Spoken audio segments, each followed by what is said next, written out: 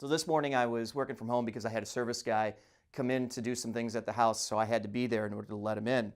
So I ended up leaving the house about 10 o'clock or so, and I'm not that far from the office. I'm about 10 minutes away, but as soon as I got onto the main road right by my home that leads into the office, I noticed that there was a carcass of a dead deer actually sitting on the side of the road that looks like it would have been hit this morning, sometime between the time that I would have left for my house and the time that I ultimately left.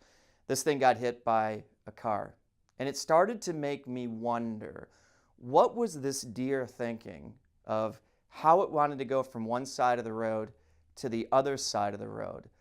And ultimately, what was it willing to die for to get on the other side of the road? Now, is it really thinking about life that way? Probably not.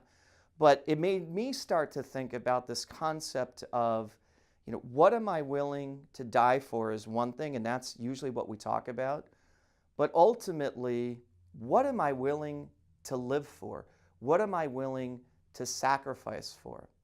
And it used to be in days gone by that I was willing to live for one thing, and that was the success of my business and the dollars that it ultimately brought into the business.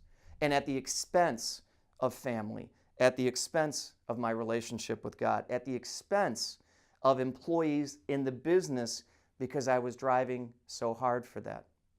So it started to get me to think about this. Am I willing to literally give up everything to live for one part? Or do I ultimately want to make the sacrifice to live for body, being, balance in business?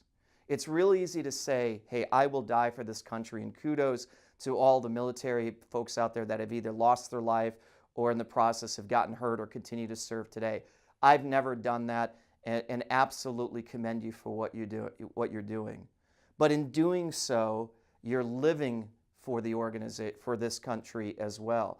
And the question that I would ask you, and the question that I would ask myself is, again, it's one thing to say I'm willing to die for it, but am I willing to live for my family? Am I willing to live for the relationship I have for my wife and kids?